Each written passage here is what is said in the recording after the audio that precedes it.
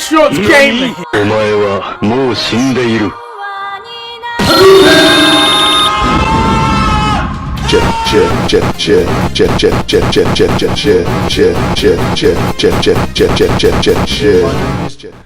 Hello, Barmy Badger Army. Hey, Badger Army. Welcome to today's show. Welcome to another bench. Yes. Don't forget to wear your mask and socially distance. We are in a bubble together. Hence we are standing reasonably close together. Right. That's the disclaimer stuff done. You want to stand close together, Nick? I mean, we can. Right, yes. So, it's always good. But yes, today we're on for our second episode of this new season of On the Bench. And we apologise for all the weird and wonderful season breaks, but COVID is the answer, yes. Really. But yeah, so apologise for that. Don't just hate it when life gets in the way of important things, like being a YouTuber. I know, terrible.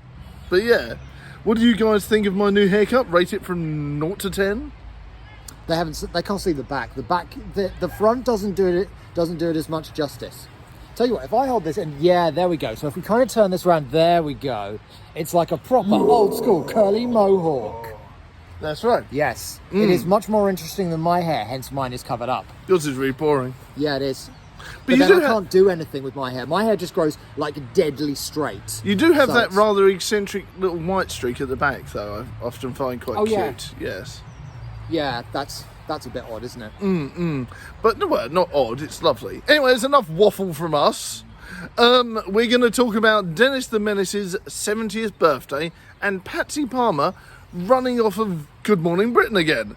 So here we go. Let's talk about Dennis the Menace. Now, I am a massive fan of the Beano, as some of you guys may have realised. I know that some of you definitely know that, and I know some of you have even subscribed off the back of our Beano videos in the past, so thank you very much for that. And Dennis the Menace is now 70. Isn't that 70. insane? And I have been following his exploits for about 30 years, because I swear I was reading the Beano at about the age 6 or 7. So it's about the age that Badger Jr. reads it now, and he is totally besotted by Dennis and Les Pretend and all that sort of thing. And of course, Tricky Dicky. And it was really hilarious the other day when I said to Badger Jr., you know what Tricky Dicky's real name is, don't you? It's Richard. And he went like, Richard Dicky? That doesn't make any sense. But, you know, don't worry about it. Richard doesn't quite Tricky have the same... Richard doesn't really have the same ringtone, does it? The Dandy used to have a character called Spotted Dick. Who had, Spotty Richard. Yeah, and he was actually called once by a character. They had one which featured his cousin in. He was like, "Hi, cousin Richard," and I was like, "That's slightly odd." And then, of course, later on we find out that is what the name is short for. Yes, but obviously it's a very old-fashioned saying, so it's rather bizarre that they still use it in a modern comic, because everyone else is probably like, what? But we know, because we're ancient. Anyway, we're going off topic. Dennis the Menace. Yes, Dennis the Menace was one of these characters that's iconic, and even if you don't read the Beano, you will instantly recognise the red and the black stripes, and of course you'll recognise Nasher. And the fact that the time-travelling dad now is the Dennis the Menace from my youth and Nick's youth is now the dad in the modern comics. Now that is so bizarre, it's untrue. But yeah, there's been so many interesting changes to the character. They've made him a bit softer, a bit weaker, and then they've made him hardball again, which is fantastic. But yeah, for the modern BBC comic, he's a bit, you know, he's not really a menace, he's more of a cheeky chap. But in the comics, he is a bit cheeky and a bit menacing again. You know, I mean, when I used to read the Beano, Dennis the Menace was sort of low-level bully, would you say, Nick? Yes, he had like this big machine that he would go around and menace people with. It could fire like 10 catapults at once and stuff like that. Yeah, and he was forever dropping like water bombs and soot bombs and that's it, and everything like that. And obviously Walter Softy, you know. Yeah. Now there was definitely, if you call someone a softy and all this, definitely low-level. You know, there's definitely, now remember kids, there's always a balance between banter and bullying, and it's right here. And Dennis the Menace was probably about there. And that's not coming from hate, that's coming from love. He's one of my favourite characters of all time, but he was a bit cheeky. But yeah, when the 4,000th issue hit and there was Terminator Dennis and all these sorts of things. I thought it was fantastic. You read that as well, didn't you, Nick? The 4000th issue, and it's gonna go down in legend. And I really love Dennis, and I really think, you know, long may he continue. And some of you will know I've actually met Dennis the Menace in real life, and that was fun. Is his hair as spiky in real life? My God, yes. It is spiky as anything. And there's a bit of a story behind that. I managed to sneak into a corporate convention once, and I met a load of official people from Beano. And It's a whole video in itself. Waiting that is a whole video in itself, but I couldn't talk about that before because it was rather, you know, sensitive. But now it's been a year or so now. But yeah, I managed to sneak into an official convention, and I managed to meet all these official people from Beano. And I made out that I was like this big corporate bigwig, and I was like, my son really loves the Beano, and they gave me a load of stuff for Badger Jr. Brilliant. Anyway, let me know your different thoughts on Dennis the Menace then, buddy. Indeed. I mean, it was. Of course, back in 1951 when he started, During the war. he had. Well, not far from that actually. He was. Of course, he actually had another dog back then. Did he? Yeah, he had a different dog. Nasher didn't come along until I think it was about the 70s. Because obviously I know you got Rasher and you've got Yep. Dasher, and there's another one, isn't there, as well? And I think Nipper. as well, yeah. And Dasher's the spider, if I remember correctly. I think so, yeah. And obviously you've got Rasher is the pig. Believe it or not, Dennis the Menace has a pig as a pet, which is fantastic. But carry on, Nick, sorry. But yes, of course, so that's when he started out. Dennis the Menace became cover star of the Beano in 1974.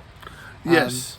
And he's been the cover star ever since. So Well, there they're you go. slowly bleeding towards Minnie and, of course, Les Pretend and some of the others. There's yeah. usually a few others on the cover, Yeah. isn't there? There's I think usually- the characters collaborate a lot more That's now. it, yeah. And obviously, when there's a big event with Minnie the Minx, she usually takes centre stage, especially when she does her Batman entourage. Yeah, there's Dark Minx, which is one of my favourite cosplay versions of Minnie the Minx. So if you do cosplay Minnie the Minx as Dark Minx, let me know, and I'd love to hear from you because it's hilarious.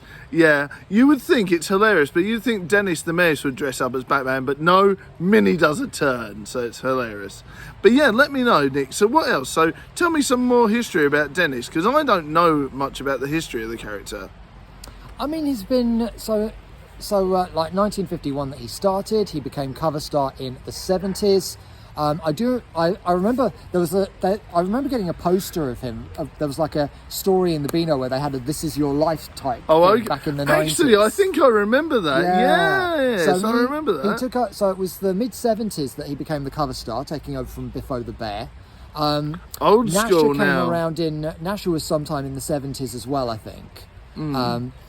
And I remember seeing a clip when he first found him, and Nasher was basically this. Nasher didn't have a head. He was this big black spiky blob at the time. So And- technically, they didn't buy Nash or anything. They found him on the street, sort of thing. Yeah. Oh. Yeah. So and in 1986, Nasher went missing for 8 weeks. Whoa. And but reappeared. There was like whole comic strips about it and everything. But he came back with 8 pups. Who were, 8 pups. They were all, yeah. I think they were kind of like, they all had names like Nanette and things like that with a G in front. Oh, of and that course, was when yeah. Nipper came along. The others I think went to Africa to do missionary work. What? They were rounding up the other animals in a zoo. I remember reading about that. Random. So Nash's pup. So that's when Nipper came in. Okay. I can't remember exactly when Rasher came in. I think he was the 80s as well. And Dasher, I'd be very interested in the first experience with that. Yeah, I do remember there was a story with a spider in, but I don't think it became Dasher the spider until later on. Okay, yeah. Because I've got fond memories, and I've even drawn Dasher before, you know, with like a martial arts outfit on and things like that. Yeah. Dennis Dennis actually had a pet mouse at one point Really? as well. Okay, I didn't remember that. Wasn't really in the comic strips, but would hide in other comic strips. Oh, I see. So And it it would was be kind one of of these like- things where you would like spot the difference or something. No, you'd have to go find him in one of the comic I strips. love it. Yeah. So he'd be hidden in other comic Because they strips. used to embed things like Where's Wally and stuff like that in there now. But I mean, now I think it's great because veering off the Dennis subject a little bit, but in the Beano now, they do like board games and stuff. So every week you get a new board game to play, and it sort of brings everyone together with the comic. And they do that in like Badger Jr.'s Ninjago thing as well. So it's really interesting how they're putting in and they're embedding maths and English in these things. I know, I see you guys. Well done, Beano. I see you. Now, let's talk about Patsy Parmer walking off Good Morning Britain. It was a strange one, walking actually. off. She was live via satellite link and put her laptop screen down. Really? Walking off. So Patsy Parmer, you might I'm know going to her do a from- Pierce and walk off. That's exactly what she said. I know, yeah. You might remember that Patsy Parmer, she played Bianca in EastEnders, and for many years, and pops back every so often. And she was there to talk about a book that she's done, about a wellness book that she's done. I was going to say it's her new wellness business, isn't it? Yeah. And the main thing that caused her outrage was the fact that the caption underneath her said "addict to wellness expert," and she didn't like being referred to as an addict. She did have drug problems back in. That's right. I remember. Years ago. I mean, years ago on the soaps, it was rife, wasn't it? All of them. But the thing is, I mean, I'm not going to say that she was wrong in doing what she was doing, but to be honest with you, they are polar opposites, and I can see why they would put it on there. Not only as a big sort of, you know, controversial thing, but it is the truth. She's gone from one extreme to the other, and good on her. That is definitely not a negative. Absolutely. So for me, if that happened to me and it said, you know, rubbish YouTuber to semi-rubbish YouTuber, I'd be proud. You could see the funny side of it, yeah. And yeah, so it kind of just it just seemed really weird. And the thing is, we can't have this setting a precedent That's where true. people And are storming off. That's right. You know, it's and happened also, before. I know. I mean, remember the Bee Gees walking out on Clive Anderson? That's and it. Ooh, that's good memory. And also, politicians have stormed off. what's many his a face time. walking off of Nevermind the Buzzcocks? Preston, yeah. Preston walking off. But the thing is, right, you can't let negative things in your life own you. She's obviously not over it, because otherwise, why is she feeling a sore point? For me, I'd be like, yeah, that happened, don't worry about it, move on. There's no point harping on negativity, especially not at the moment. Why would you be like, oh yeah, I don't want to talk about it? But it's like your favourite, Jordan, talking about her saucy exploits in page 3 and then moving forward. But she's made her money off of that, and she's proud of what she's done. You've got to be proud of what you've done, even though it might have been a negative. She still was really popular in the soap at that time.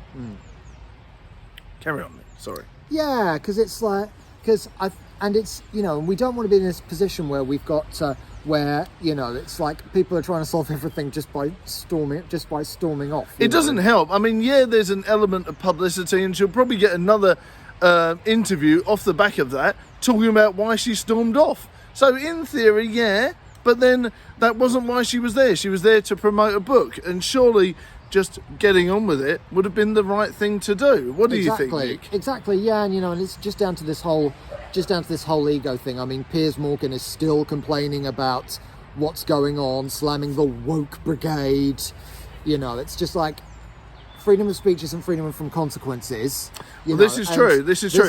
I mean, even if you can say what you want, there's always going to be a backlash or somebody else coming up with a different idea. You might have the right to an opinion, but you also have a responsibility to explain it. And you can't have rights without responsibilities. You can't have responsibilities without rights.